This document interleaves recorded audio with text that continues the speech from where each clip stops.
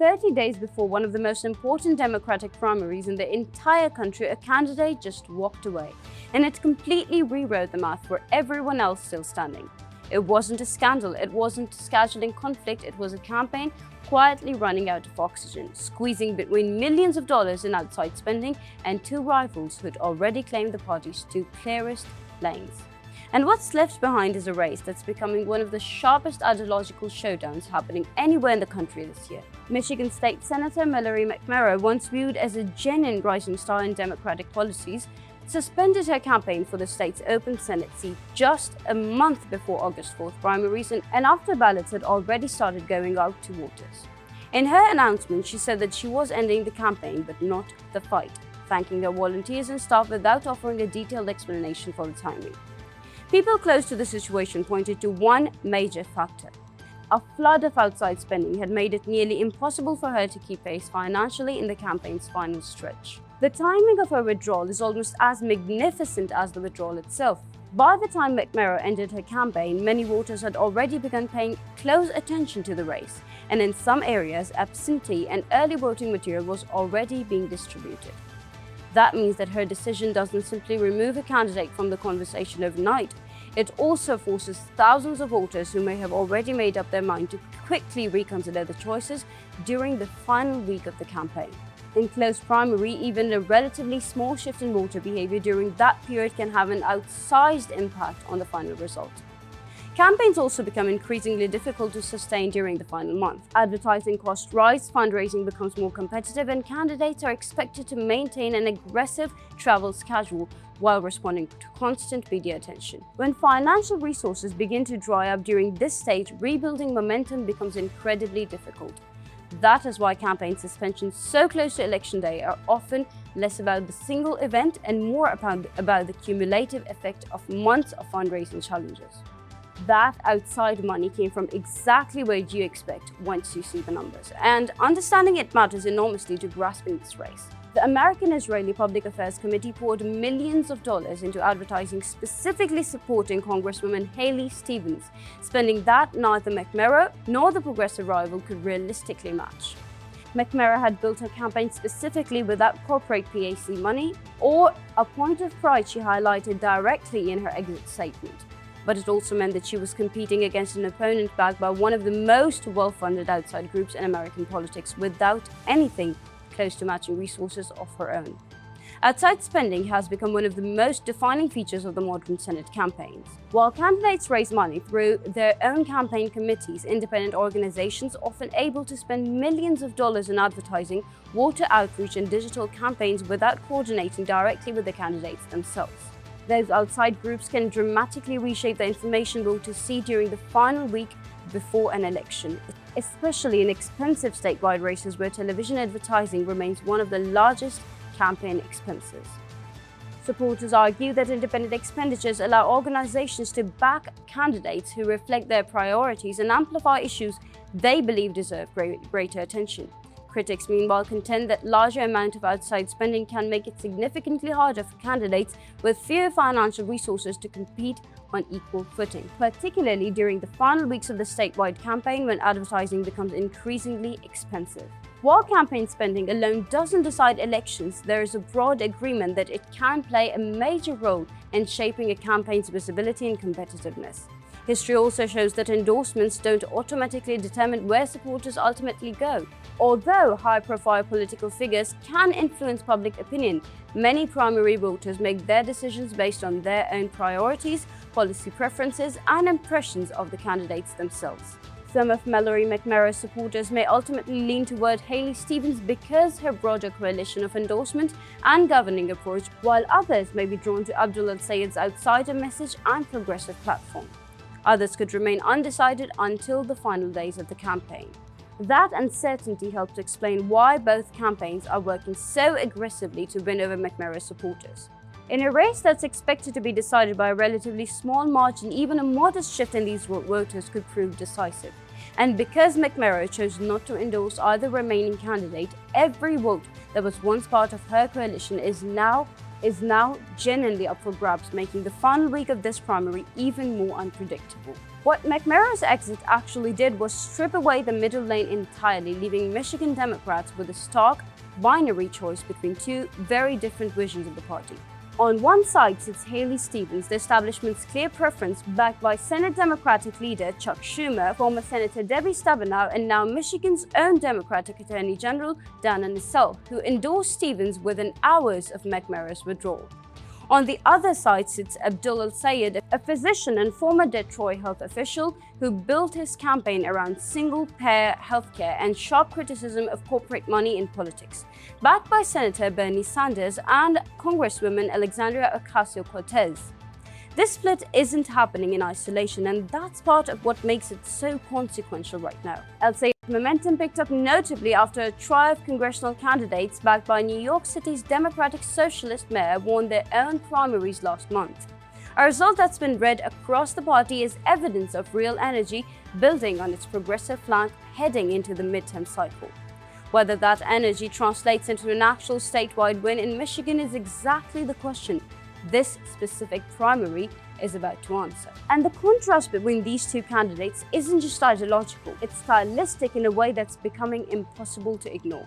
Political consultants watching this race closely, including someone without a horse in it, have pointed out that El-Sayed brings a level of natural energy, clarity, and social media instinct that Stevens simply has not so far. Precisely the kind of momentum Republicans are reportedly counting on to help shape their own attack strategy heading into the general elections. At the same time, Stevens has leaned into a message of experience and pragmatic deal-making, a case for steady hands over combative energy in a genuinely uncertain political environment. That contrast reflects a broader debate unfolding inside the Democratic politics across the country. Some party leaders believe the strongest path to victory runs through the candidate who emphasizes stability, experience, and bipartisan appeal, particularly in competitive swing states.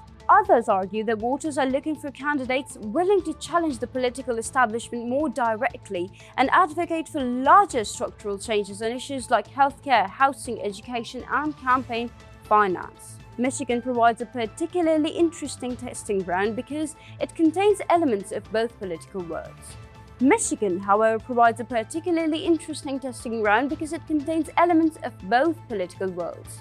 The state includes larger urban populations, suburban communities that have shifted politically over the past decade, union household, college towns, and rural regions that often vote very differently from one another. Building a statewide coalition requires candidates to appeal across these very different constituencies, making campaign strategy especially important.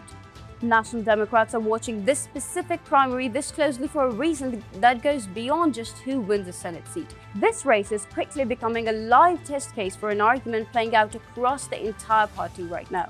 Does the path back to power in a difficult national environment run through caution establishment-backed candidates who can reassure swing voters, or through sharper, unapologetically progressive candidates who can generate real grassroots energy and turnout? Michigan Democrats are about to answer that question with an actual vote, not just a poll or a punditry debate, and whichever way it breaks is going to shape exactly how the party thinks about candidate recruitment in competitive states for years to come. The stakes attached to this specific seat make the outcome even heavier. Whoever wins this primary will face Republican Mike Roger in November in a race Democrats consider essential if they're serious about winning back the Senate majority. Recent pollings have shown that this Democratic primary itself statistically tied between El-Sayed and Stevens, which means Michigan Democrats are heading into their final weeks before voting with a race that's both ideologically consequential and genuinely too close to call. There's also a real question hovering over this entire contest about what actually happens to McMurray's supporters now that she's out. She explicitly declined to endorse either remaining candidates, choosing instead to stay neutral and let her supporters decide for themselves. El-Sayed moved quickly to call them directly, framing his campaign as the continuation of exactly the kind of anti-establishment fight McMurray herself represented.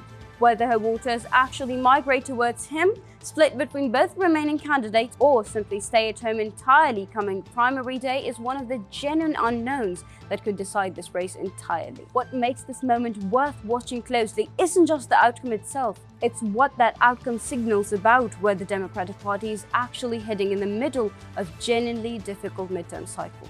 As Stephen Wynn reinforces the argument that experience and institutional backing still carry real weight with primary voters even in anti-establishment mood. And Al-Sayed Wynn adds Michigan to a growing list of states where the party's progressive wing has out-organized and out-energized its establishment counterpart. A pattern that would force national Democratic leadership to seriously reckon what kind of candidates actually win in competitive terrain. One reason this race has attracted so much national attention is that political strategists often look beyond the final winner. This study turned out patterns, demographic shift, fundraising performance, and coalitions building to better understand what message resonates with voters. Even if Michigan's primary produces a narrow victory, the underlying data generated during the campaign could influence how both parties approach competitive Senate races across the country in future election cycles. That's why observers far outside Michigan are paying even closer attention. For campaign professionals, this election simply isn't about one Senate seat.